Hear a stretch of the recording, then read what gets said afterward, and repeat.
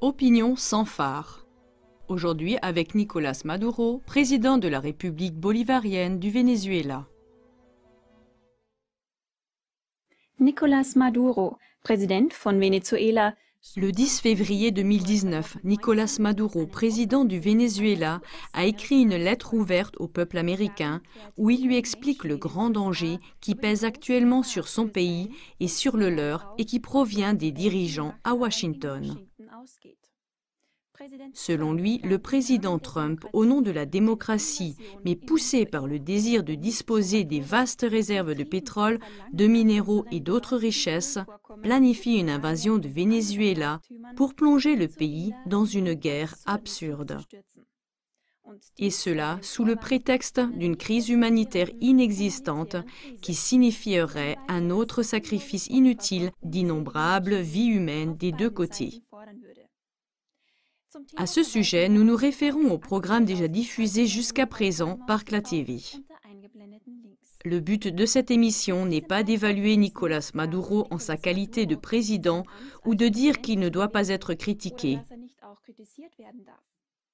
Mais il s'agit de laisser la parole à l'autre côté, censuré par les grands médias occidentaux ou souvent présenté sous un mauvais jour unilatéral. Maintenant, écoutez par vous-même ce que le président Maduro a à dire au peuple américain. S'il y a une chose que je connais bien, c'est le monde du peuple ordinaire, auquel vous appartenez aussi. Je viens de la population ordinaire. Je suis né et j'ai grandi dans un quartier pauvre de Caracas. Je me suis développé dans le feu des luttes populaires et syndicales, dans un Venezuela profondément enlisé dans l'exclusion sociale et l'inégalité. Je ne suis pas un grand homme d'affaires. Je ne suis qu'un simple travailleur avec du cœur et un jugement sain.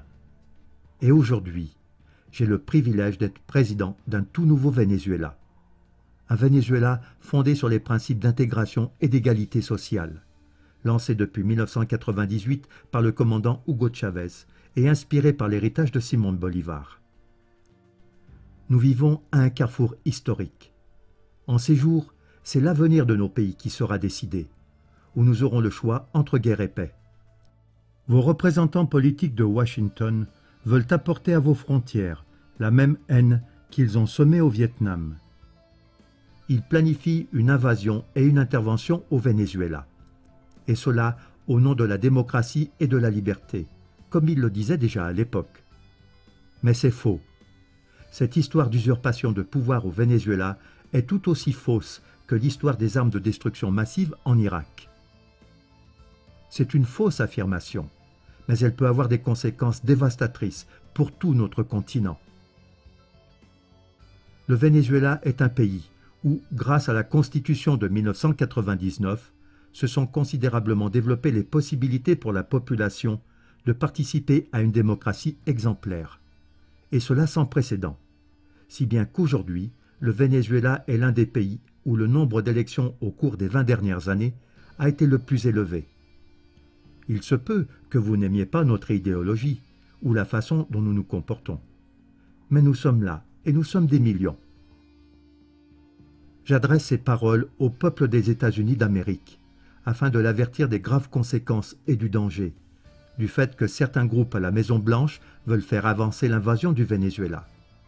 Cela a des conséquences imprévisibles pour mon pays et pour l'ensemble de l'Amérique. Le président Donald Trump a également l'intention de perturber les offres honnêtes de pourparlers de l'Uruguay et du Mexique, soutenues par la communauté caribéenne, pour arriver à une solution pacifique et au dialogue en faveur du Venezuela. Nous savons que pour le bien du Venezuela, nous devons nous réunir et parler ensemble. Car rejeter le dialogue signifie prendre le chemin de la force. Rappelez-vous les paroles de John F. Kennedy. Ne négocions jamais par peur, mais n'ayons jamais peur de négocier. Ceux qui ne veulent pas négocier, ont-ils peur de la vérité?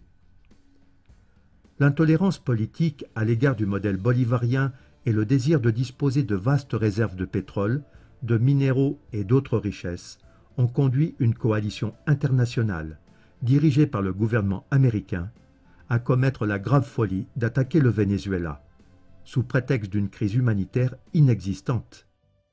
Le peuple vénézuélien a déjà subi de douloureuses blessures sociales, causées par un blocus commercial et financier encore alourdi par l'expropriation et le vol de nos fonds et avoirs financiers, déposés dans les pays qui se sont joints à cette attaque insensée.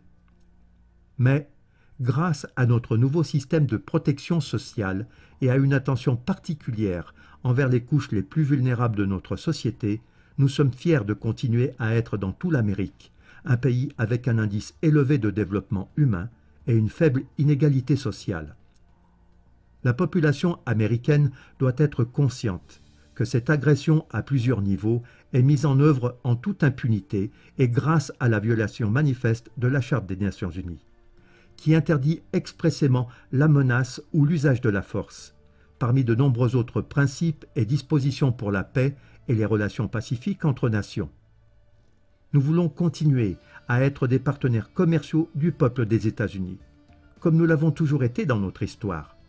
Vos politiciens à Washington, par contre, sont prêts à envoyer leurs fils et leurs filles mourir dans une guerre absurde, au lieu de respecter le droit sacré du peuple vénézuélien à l'autodétermination et à la protection de sa souveraineté. Comme vous, le peuple des États-Unis, nous, les Vénézuéliens, sommes des patriotes.